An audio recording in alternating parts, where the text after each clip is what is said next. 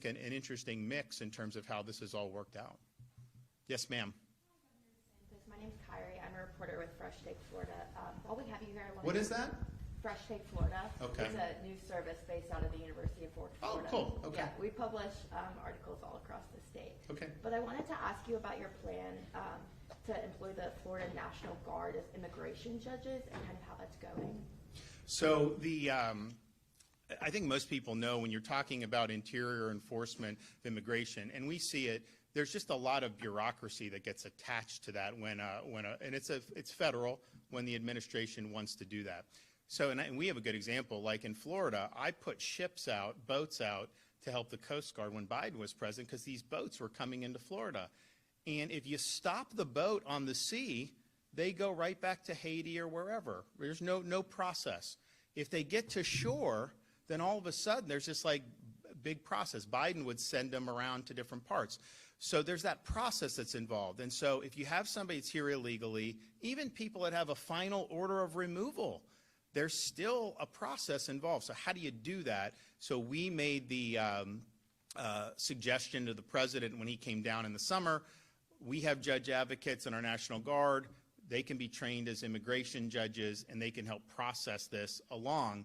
And so that had to go through a lot of bureaucratic back and forth with the Department of Justice and some other things, but I think they now have a pathway where you can do that, and so we would be willing to provide. Now, I also know that there was some in DOJ that just wanted them to be drawn from purely civilian rather than the uniformed services, but whatever. We want to be supportive, and we want to be able to help it. And the thing is it's like, look, if you have a right to be here, then you have a right to be here, right? I mean, like, but if you don't, are we going to do like an O.J. Simpson trial just to somebody who's here illegally? I mean, like, we got to have a way to make these determinations quickly and then have the law be enforced very swiftly as a result of that. Incidentally, you know, because I've been around the block enough to know, anything we do, as soon as I roll out of bed in the morning, someone sues us on something. Like, you know, Ray's talking about all this stuff, right?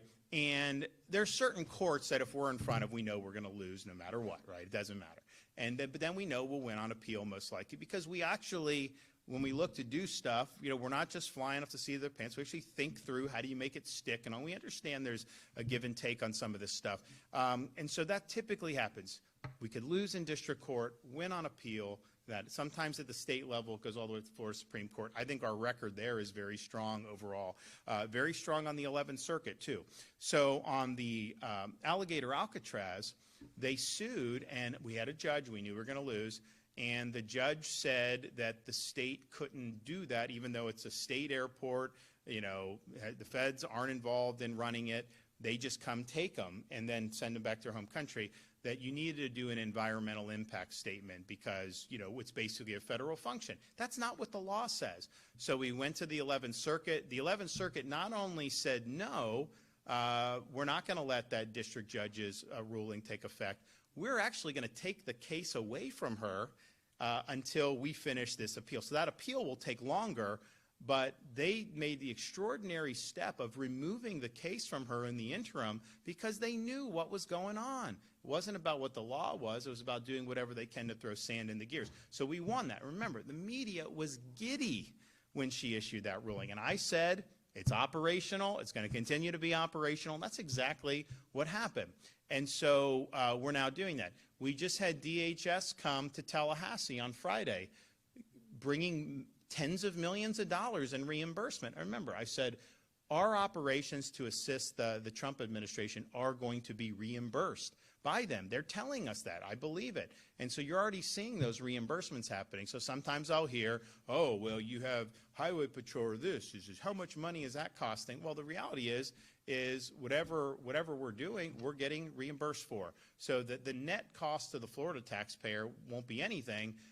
But what is the cost to Floridians by allowing illegal immigration to continue? There's costs on the state, on the communities, health care, medical, hospitals, education, law enforcement, all that stuff. They don't talk about those costs. They just assume anything you're doing to alleviate those costs, they count that cost. They don't like to count the others. So I think on all these, we understand how the game's played. We understand that there's favorable forums that they go to. But at the end of the day, we've been remarkably successful in getting things right-sized on appeal. And on this one, I think we're totally good. So on the judge advocates, we're there. We got people that want to be helpful.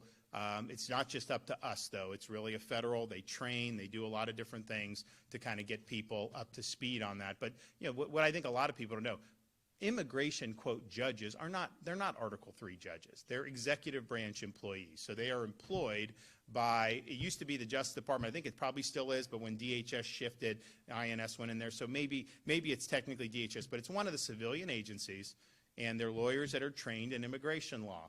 So you don't have to have been appointed to a federal court to adjudicate this stuff. And thank God you don't have to do that. Imagine the backlog if we had to go into federal judges. So these are executive branch employees. They serve this function. This process has been in place. I think some of it's screwy. I mean, just think about it. How does it make sense that you can have a president from 2021 to January 2025 open the border, let people in, 10 million people, whatever, fly them all around the country?